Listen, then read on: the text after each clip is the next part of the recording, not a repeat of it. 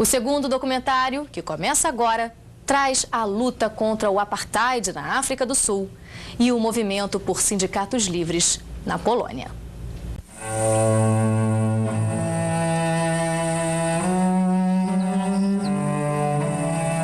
Confined within the walls of a South African jail, the young lawyer from India found no reason to complain. Some say that jail is a palace. Others look upon it as a beautiful garden. Some others hold that through the jail gates we shall pass from our present bondage to freedom. The year was 1907. The young lawyer from India was Mahatma Gandhi.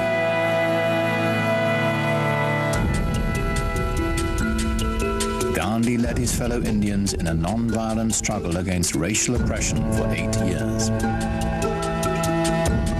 They marched into forbidden territory. They burned their registration papers.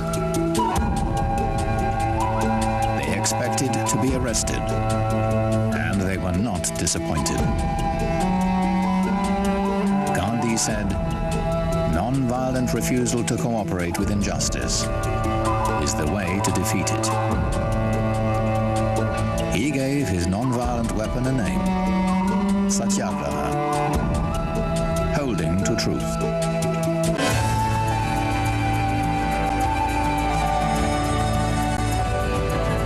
In every decade and on every continent, underdogs have taken up Gandhi's strategies to fight for their rights and freedom. Non-violence means fighting back, but you're fighting back with other weapons. The power that Gandhi discovered changed the 20th century.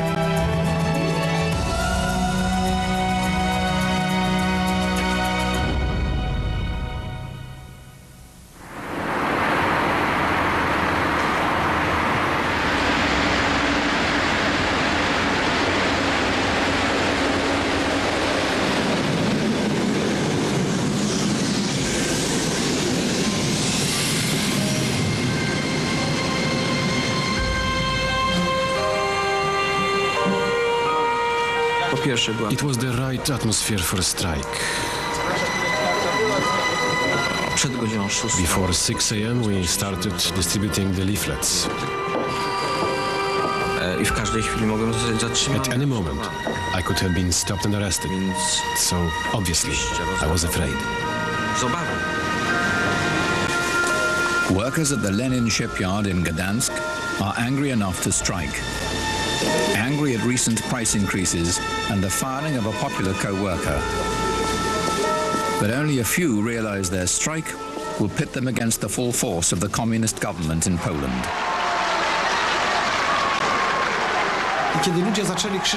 People started yelling, "Open the gate, we're going downtown to the regional Communist Party headquarters." Then we knew we had to start singing the national anthem.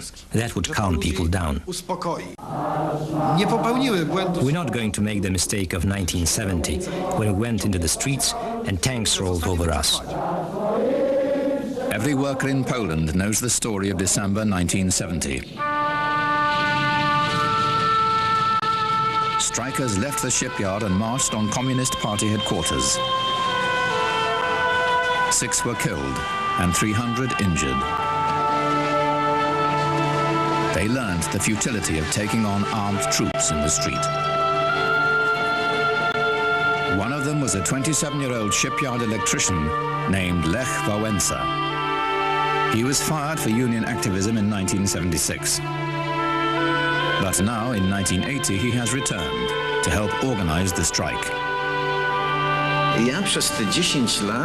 During those 10 years since 1970, when I was a leader in the same shipyard, I had been thinking where mistakes have been made. And if fate gave me a chance to lead again, how would I do it? This time, Wałęsa and other strike leaders have planned carefully. Wałęsa is known and liked by many at the shipyard. He announces, "We will occupy the shipyard. I'll be the last to leave." Their strike will be strictly non-violent. The government will have no excuse to begin shooting. The strike committee commandeers a cafeteria in Wałęsa's old department. Their first step is to make sure news of the strike is not suppressed by the regime. Alina Piankowska, a shipyard nurse, telephones Jacek Kuron at the Workers' Defense Committee in Warsaw, who will pass the news to Radio Free Europe and the BBC. Thanks to that, the world could hear about us. Not only the world, also the families of the Gdańsk shipyard workers learned that way why their husbands or fathers or sons didn't come home at the regular time. And this phone call caused people to get organized in the city of Gdańsk. On Friday morning, the strike has widened. Public transportation has stopped, the port is closed, and 22 factories are on strike, 50,000 workers in all. Government has cut phone lines to the rest of Poland for fear the strikes will spread. But it's too late. All over Poland, people know about the Gdańsk strike. In the cafeteria, the strike committee hammers out a list of demands. They prepare leaflets for the striking workers. At the top of the list is the right to free and independent unions and the right to strike. Unprecedented rights that Poland's communist regime will surely resist.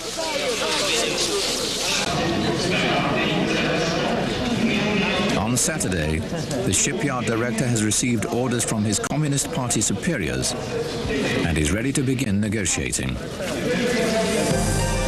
The shipyard offers generous wage increases and better working conditions, everything but independent unions. But when the vote is taken, management has packed the committee with party officials. The terms are accepted and workers begin going home.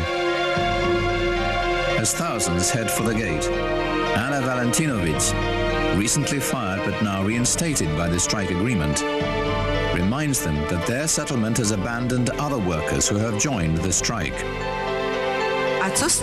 What about those who supported us? There were 40 factories. What about these people? I felt ashamed and hopeless. What should we do?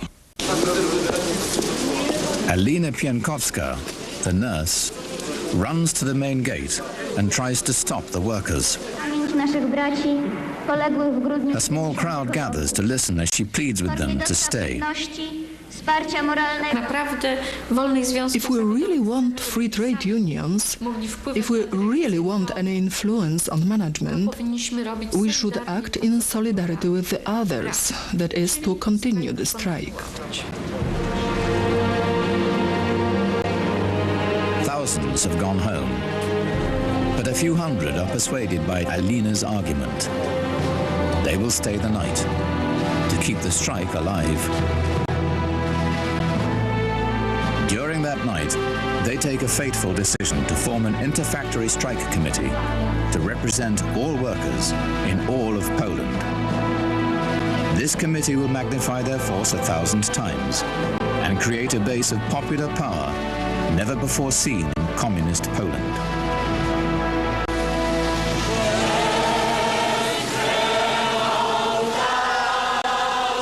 On Sunday morning, workers improvise a Catholic Mass inside the main gate.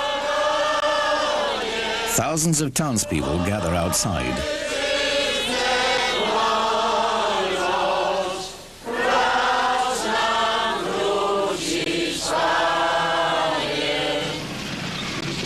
The gate is decorated with flowers, messages of support, and a photograph of the Pope, who is Polish. It's an unexpected show of support for the strikers. I had never expected that. such a reaction from the citizens of Gdańsk. It gave me lots of courage and energy to act, because I realized that we were probably going to be able to achieve something.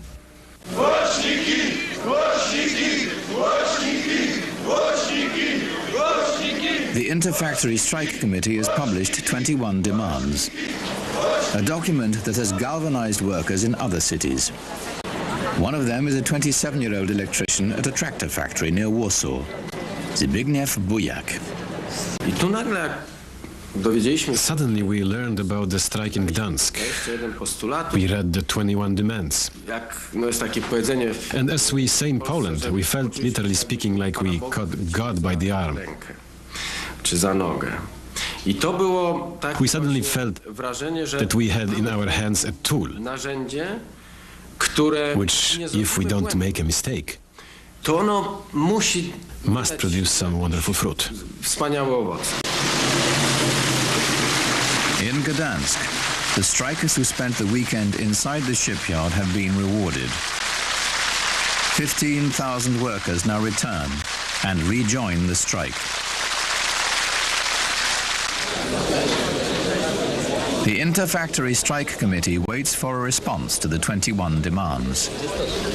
While they wait, more factories join the strike. They steadily gain leverage over a system that has never permitted the existence of a power separate from the Communist Party. Everywhere, workers follow the example set in Gdansk, reducing risk by staying inside their workplaces. We are not going out of the gate, because there it is very easy for the authorities to provoke. Simply provoke and then introduce police and the military. So we wanted to avoid that. We knew about the activities of Gandhi, for example, or what Martin Luther King did. And we knew that these people, building the theory of non-violent resistance, they won. The second week begins. Strikers are publishing a daily bulletin called Solidarity and making preparations for a long struggle.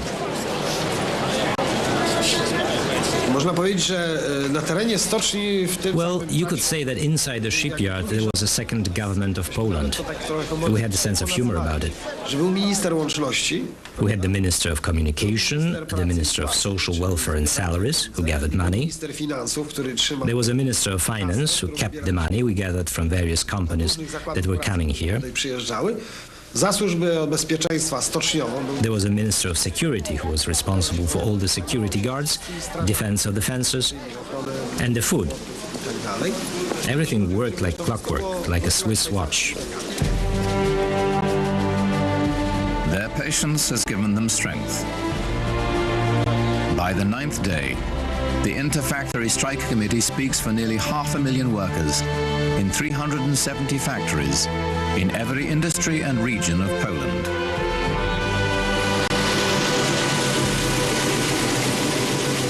Government negotiators arrive at the shipyard. The long stalemate appears to be over. Jerzy Kolodziejski, provincial governor of Gdansk, was on the negotiating team. Some people were clapping, happy that here is the authorities, the province governor, entering the shipyard, starting the negotiations. Others were swearing, booing, calling me names. I had no doubt I was going to be the sacrificial lamb. Workers demand that all discussions be broadcast over shipyard loudspeakers. Polish news media must be allowed to cover the strike and talks. The government has come to the bargaining table after 10 days of stalling. It all backfired. It turned out that these 10 days were used by the strikers to strengthen organizationally, to strengthen the Inter-Factory Strike Committee, and to convince people that without negotiations with the committee, An end to the conflict is impossible. Mieczysław Jagielski, Poland's first deputy prime minister, faces Lech Walesa, a 37-year-old electrician. Jagielski is accustomed to microphones and cameras. Walesa describes himself as a simple worker, following his heart. Społeczeństwo polskie, na przykładzie społeczeństwa Wybrzeża, dało dowody. The regime has called the strikers traitors. Now the deputy prime minister has been sent to negotiate with them. The strike committee is cautious, knowing that if they push too hard, the game will be lost, and that Soviet military intervention is a real possibility. Negotiators for the workers are in no hurry.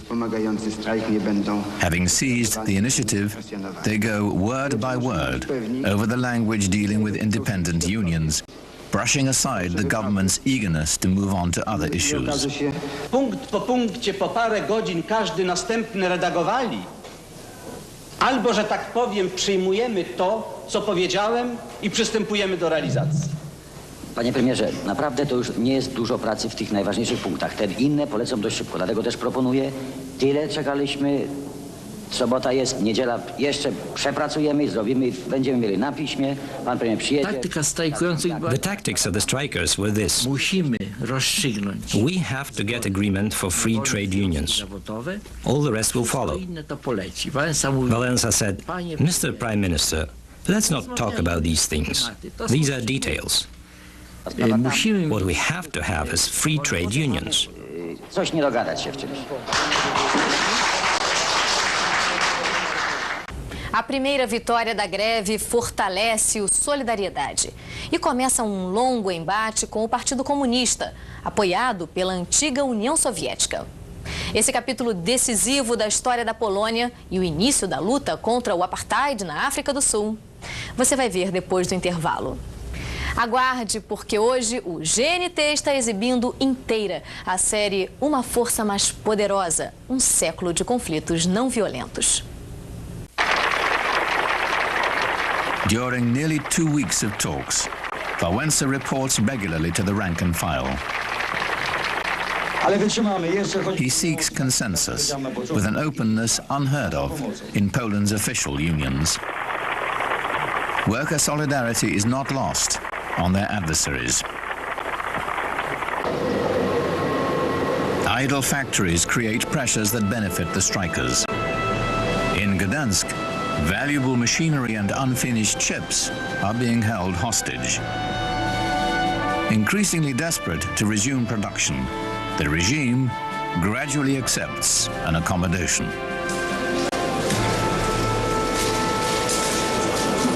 On Sunday, August 31st, an agreement is ready to sign.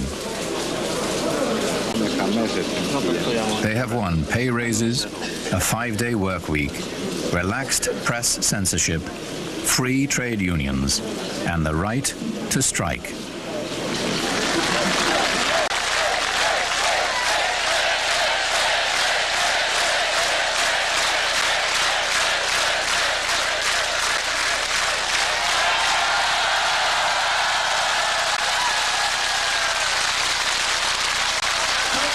Ja powiedziałem pierwszego dnia, że zwyciężymy i zwyciężyliśmy. Taka jest krótka prawda.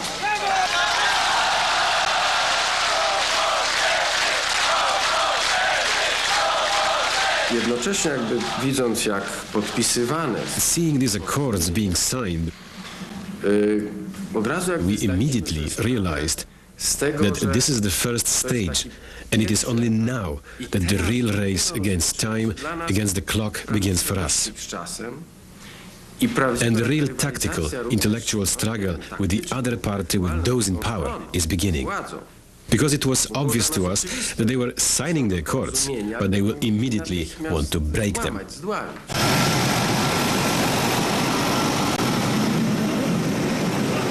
The race against time begins as Wałęsa and Walentynovich tour the country to celebrate their success, recruit new members, and create hundreds of affiliated local unions.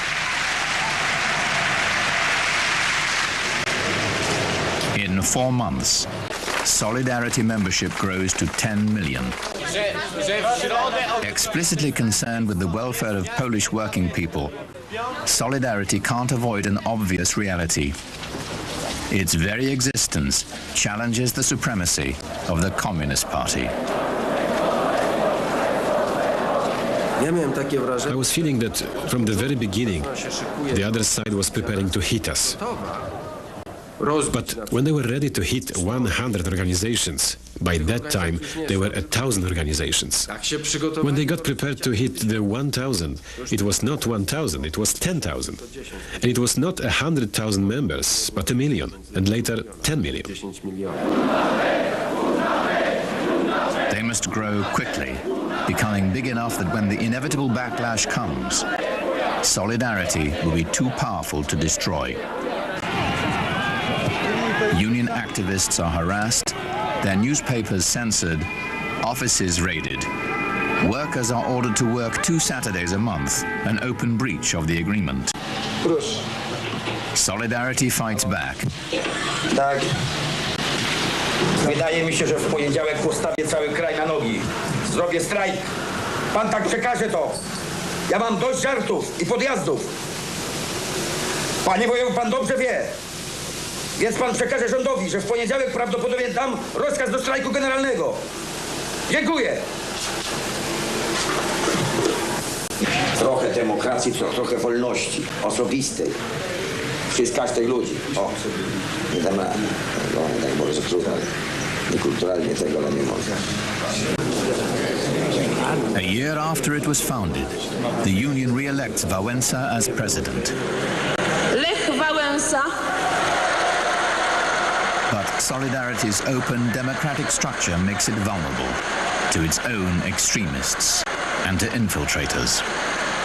No ale było paru takich agentów. There were some agents, you can hear them on the tapes even now, którzy tutaj who were pouring oil on the flames, saying, to make a demonstration in Warsaw, gather 100,000, 200,000 people and then hand-to-hand fighting. Bicie się po szczękach. I myślę, że Obviously, there was no other course for the authorities. Either give up power and start democratic elections, or tanks and put us in prison. On the night of December the 11th, 1981, communist authorities raid a conference of Solidarity's national leaders. The entire presidium is arrested in its hotel. In the next 2 days, Solidarity activists are rounded up by the thousands. Martial law is declared on December 13th. At the moment when they hit us, I said this. Right at this moment, you have lost. We are winning. And you have driven the last nails into your communist coffin. Martial law is an admission that the regime has lost the people's consent.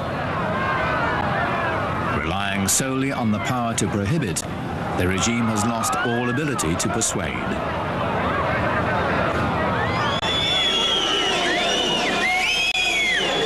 Though the union is banned, popular support for it is undiminished. Solidarity becomes a non-violent resistance movement, infused with a sense of Polish patriotism.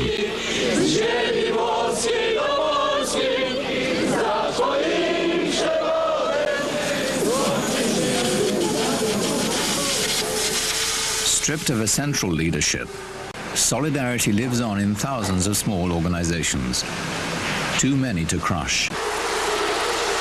An underground press unifies them as they both resist and ignore state power. I knew this was my method to fight. I am not afraid of you. You can lock me up, you can kill me, but you cannot defeat me. So the struggle will continue. It will last some time. It will cost, but we shall win.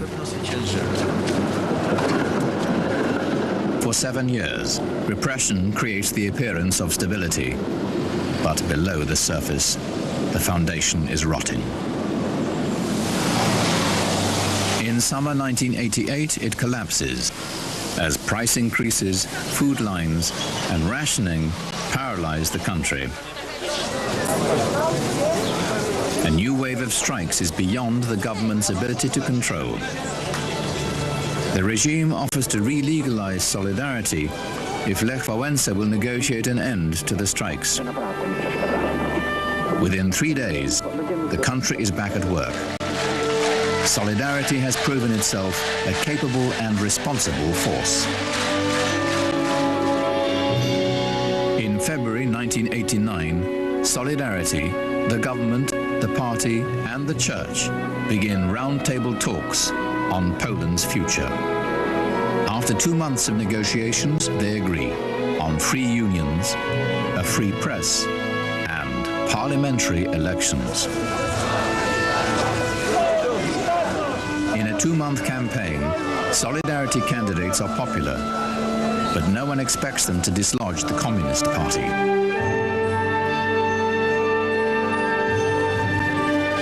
On June 4th, 1989, Poland votes in the first open democratic elections in more than 60 years.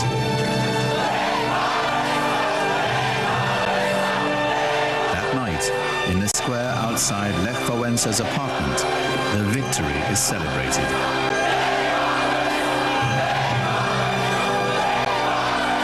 Solidarity has defeated the Communist Party by a margin of 10-1. If they just opened a small crack in these doors to freedom, I'd put my working class vote in those doors, and they won't close them.